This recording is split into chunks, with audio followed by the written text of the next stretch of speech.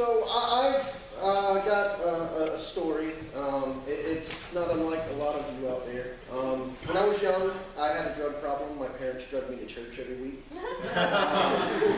So I didn't pay a whole lot of attention. And then one day when I was 16 years old, my grandfather and a couple of my uncles took me to a Promise Keepers meeting in Charlotte, North Carolina, at the Motor Speedway. And that was really the first time I had heard the gospel preached. Like, I had heard the gospel preached, but I hadn't actually heard it before. And that was the first time I actually heard it. And at that time, they had the altar call, and I felt something grab me by the chest and drag me to the aisle and then down into the infield. And that time is when I gave my life to Christ. The rest of high school was fantastic. I was reading my Bible and doing everything that I was supposed to. Went off to the Naval Academy, and still, I was doing everything that I was supposed to be doing. I was reading my Bible, I was praying, I was going to church. And then I was playing rugby and took a shot to the stomach, and they thought I ruptured my appendix and got sent to the hospital. And that was fun. But they hooked me up to an EKG machine and found something wrong with my heart. I have Wolff-Parkinson-White syndrome, which means if I've got two nodes in my heart, so they don't both fire at the exact same time. My heart would technically stop. And the Navy decided, well, we don't want somebody like that out in the middle of the ocean where nobody can help him. And needs of the Navy, I wasn't needed as an officer.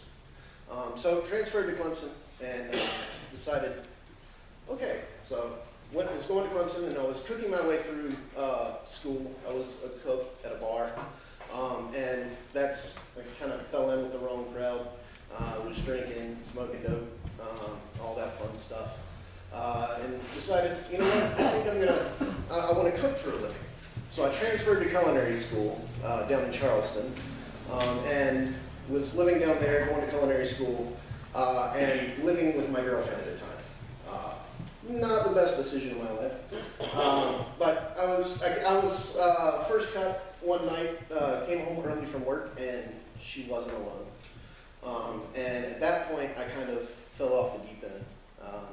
I was trying to fill this hole that was left in my heart that I thought was from her, and I was pouring booze into it, smoking as much weed as I could, just trying to fill up that hole. And I couldn't do it. Every time I poured something in, it just seemed like it was getting deeper and deeper and deeper. And eventually, when you're drinking your entire paycheck, you run out of money. And I ran out of money and wound up on the streets. I was homeless for about 8 months. And it was late fall through the spring, so it was during the winter. And it was hard, it was cold. The cold wasn't the biggest problem. The biggest problem was the loneliness. You'd be walking down the street and people wouldn't even look at you. They'd look through you, they'd look around you. They'd cross the street so they didn't have to walk beside you. And that was the hardest part.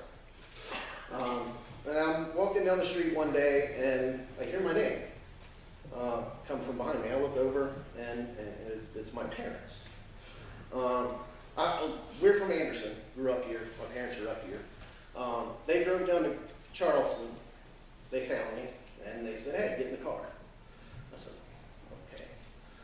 I got in the car. So yeah, now I've got a roof over my head. So that didn't change anything, I was still drinking, still smoking weed, and doing whatever I could.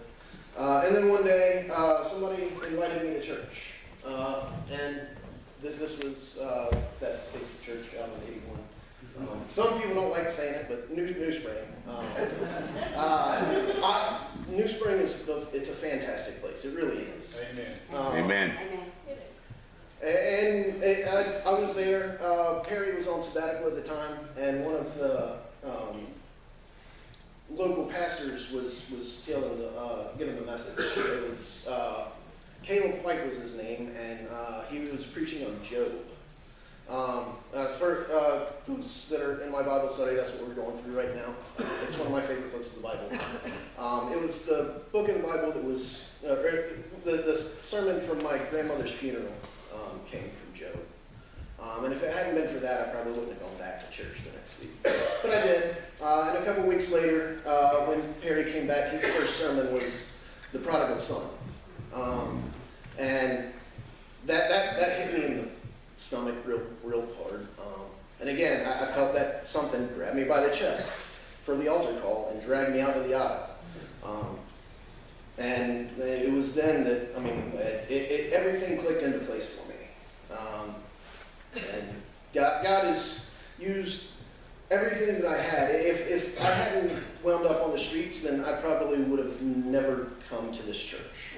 And so, some of the times, we see things that we think, oh, we're being punished, or this is the worst thing that could be happening to me, but it's happening for a reason. We don't know that reason. God knows the reason. He's got fantastic plans for us that we don't even know. I mean, if you had told me 5 years ago that I'd be up here talking to you guys, no. I would have laughed and gone back in my beard. But it's everything changed for me, just because God knows what he's doing, and he uses everything that happens to us for our good. And that's really what it's all about. Now, if you look down at the altar right now, you see all of these cards. It's loneliness. It's the dark. It's brokenness. All of these cards are the things that we struggle with. The pain, the cold, everything. But if you look at the back of these cards, if you have cold, give it to God, and God will make you warm. If you're hungry, give it to God, and God will make you full. If you're lonely, give it to God, and God will be your friend.